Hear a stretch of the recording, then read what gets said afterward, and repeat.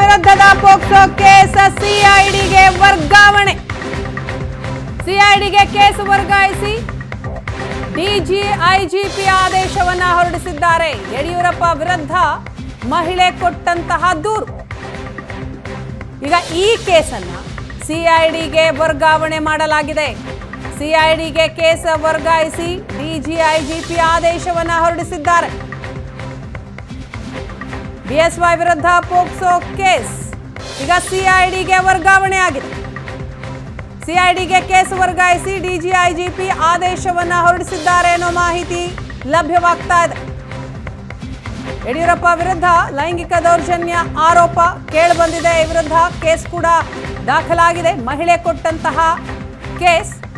ಈಗ ಈ ಕೇಸನ್ನ ಸಿಐಡಿಗೆ ವರ್ಗ ಮಾಡಲಾಗಿದೆ.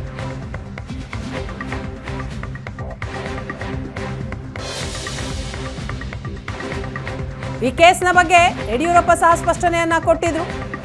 ಸಹಾಯ ಕೇಳೋಕೆ ಬಂದಂತಹ ಮಹಿಳೆ ಮನೆ ಒಳಗೆ ಕರೆದು ಮಾತನಾಡಿಸಿ ಅವರ ಕಷ್ಟವನ್ನ ಕೇಳಿದೆ. ಅದಾದ ಬಳಿಕ ದಯಾನಂದ್ ಅವರಿಗೆ ಈ ಬಗ್ಗೆ ತಿಳಿಸಿ ಅವರ ಬಳಿ ಕಳಿಸಿದೆ ಅಂತ ಹೇಳ್ತಾರೆ.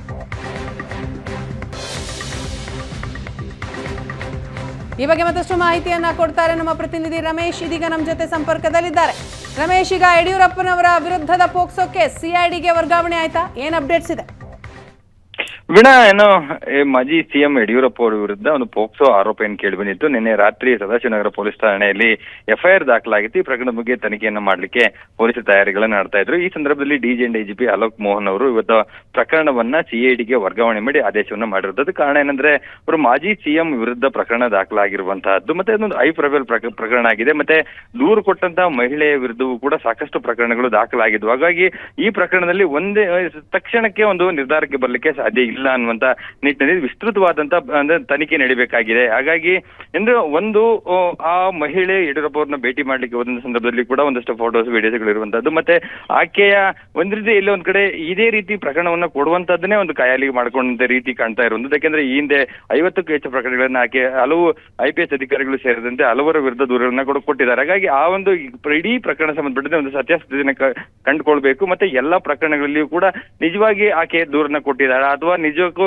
ಬೇರೆ ಉದ್ದೇಶದಿಂದ ದೂರಗಳನ್ನ ಕೊಡಲಾಗ್ತಾ ಇದೆಯಾ, ಅದೆಲ್ಲವನ್ನು ಕೂಡ ವಿಸ್ತೃತವಾದ ತನಿಖೆ ಆಗ್ಬೇಕಾಗಿರುವಂತದ್ದು. ಹಾಗಾಗಿ ಒಂದು ವಿಶೇಷ ತಂಡವನ್ನ ಮಾಡಬೇಕಂತ ಅನಿವಾರ್ಯತೆ ಇರೋದ್ರಿಂದ ಈ ಪ್ರಕರಣವನ್ನ ಸರ್ಕಾರ ಯಾವುದೇ ರೀತಿಯ ತೆಗೆದುಕೊಳ್ಳದೆ ಒಂದ್ ರೀತಿ ಸಂಪೂರ್ಣವಾದಂತ ವಿಸ್ತೃತವಾದಂತಹ ವಿಚಾರಣೆಯನ್ನ ತನಿಖೆ ಮಾಡ್ಲಿಕ್ಕೋಸ್ಕರ ಸಿಐಡಿಗೆ ವರ್ಗಾವಣೆಯನ್ನ ಮಾಡಲಾಗಿದೆ ಅನ್ನುವಂಥದ್ದನ್ನ ಪೊಲೀಸ್ ಮೂಲಗಳು ಸ್ಪಷ್ಟಪಡಿಸ್ತಾ ಇದೆ. ವೀಣಾ, ಥ್ಯಾಂಕ್ ಯು ರಮೇಶ್ ತಮ್ಮ ಮಾಹಿತಿಗಾಗಿ.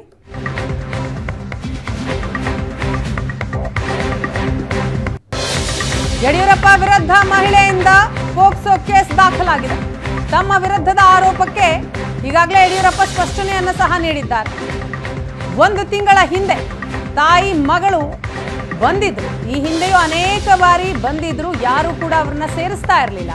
ಹೊರಗೆ ನಿಂತು ಕಣ್ಣೀರು ಹಾಕ್ತಾ ಇದ್ರು. ಅವ್ರನ್ನ ನೋಡಿ ಒಳಗೆ ಕರೆದು ಮಾತನಾಡಿಸಿದೆ. ಅಮ್ಮ ಮಗಳ ಕಥೆ ಕೇಳಿ ಕಮಿಷನರ್ ದಯಾನಂದ್ ಬಳಿ ಕಳುಹಿಸಿಕೊಟ್ಟೆ ಅಂತ ಸ್ಪಷ್ಟನೆ ಕೊಟ್ಟಿದ್ದಾರೆ.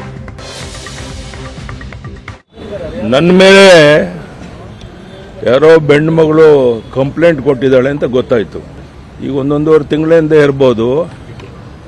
ಒಬ್ಬ ತಾಯಿ ಮಗಳು ಅನೇಕ ಸಾರಿ ಇಲ್ಲಿ ಬಂದು ಹೋಗ್ತಾ ಇದ್ರು. ನಾವು ಹತ್ರ ಸೇರಿಸ್ತಾ ಇರಲಿಲ್ಲ. ನಾನು ಒಂದ್ಸರಿ ಬರಬೇಕಾದ್ರೆ ಅವ್ರು ಕಣ್ಣೀರು ಹಾಕ್ತಾ ಇದ್ರು ಅಂತ ಹೇಳ್ಬಿಟ್ಟು ಒಳಗಡೆ ಕರ್ಕೊಂಡು ಕುಂಡಿಸ್ಕೊಂಡು ಕೇಳಿದೆ ಏನು ಸಮಸ್ಯೆ ಅಂತ. ತಾಯಿ ಮಗಳನ್ನಿಬ್ಬರು ನಮ್ಗೆ ತುಂಬ ಅನ್ಯಾಯ ಆಗಿದೆ, ಮತ್ತೊಂದು ಮಗದೋದು ಅಂತ ಹೇಳಿದ್ರು. ಆಮೇಲೆ ನಾನು ಪೊಲೀಸ್ ಕಮಿಷನರ್ಗೆ ಫೋನ್ ಮಾಡಿ ಇವ್ರಿಗೇನೋ ಅನ್ಯಾಯ ಆಗಿದೆ, ಸ್ವಲ್ಪ ನ್ಯಾಯ ಒದಗಿಸ್ಕೊಡಿ ಅಂತ ದಯಾನಂದ್ಗೆ ಫೋನ್ ಮಾಡಿ ಅವ್ರನ್ನ ಇಬ್ಬರನ್ನೂ ತಾಯಿ ಮಗಳನ್ನಲ್ಲಿ ಕಳಿಸ್ಕೊಟ್ಟೆ. ಅದಾದಮೇಲೆ ನನ್ನ ಮೇಲೆ ಏನೇನೋ ಮಾತಾಡೋಕ್ಕೆ ಶುರು ಮಾಡಿದ್ರು. ಅಲ್ಲೇನೆ ನಾನು ಹೇಳಿದೆ, ಇದು ಯಾಕೋ ಆರೋಗ್ಯ ಮನುಷ್ಯನ ಸರಿ ಇದ್ದಂಗೆ ಕಾಣಲ್ಲ, ಹೆಚ್ಚು ಮಾತಾಡೋ ಉಪಯೋಗ ಇಲ್ಲ ಅಂತ ಹೇಳ್ಬಿಟ್ಟು ನಾನು ಅವರನ್ನು ಪೊಲೀಸ್ ಕಮಿಷನರ್ ಕಳಿಸ್ಕೊಟ್ಟೆ. ಪೊಲೀಸ್ ಕಮಿಷನರ್ ಎಲ್ಲ ವಿಚಾರನ ತಿಳ್ಕೊಳ್ಳೋಂಥ ಪ್ರಯತ್ನ ಮಾಡಿದ್ದಾರೆ. ಇದನ್ನು ಬೇರೆ ರೀತಿ ಮಾಡಿ ಈಗ FIR ಏನೋ ಆಗಿದೆ ಅಂತ ಹೇಳಿದ್ರು.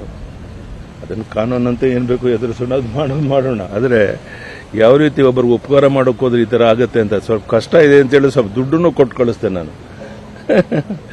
ಇಷ್ಟಾದರೂ ಸಹ ಈ ರೀತಿಯ ಒಂದು ಬೆಳವಣಿಗೆ ಆಗಿದೆ. ಇರಲಿ, ನೋಡೋಣ, ಎದುರಿಸೋಣ. ಇದೆಲ್ಲ ನಾವು ನಿರೀಕ್ಷೆ ಮಾಡಿರಲಿಲ್ಲ.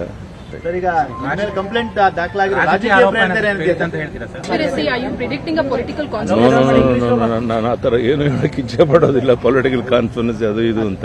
ಯಾರೋ ಹೆಣ್ಮಗಳು ಕಂಪ್ಲೇಂಟ್ ಕೊಟ್ಟಿದ್ದಾರೆ, ಅದನ್ನು ಯಾವ ರೀತಿ ಎದುರಿಸಬೇಕು ಎದುರಿಸೋಣ ಅಷ್ಟೇ. ನಾನು ಅದು ಅನಗತ್ಯವಾಗಿ ಅದನ್ನು ಪೊಲಿಟಿಕಲ್ ಕಾನ್ಫರೆನ್ಸ್ ನಾನೇ ಕೇಳೋಕೆ ಹೋಗೋದು.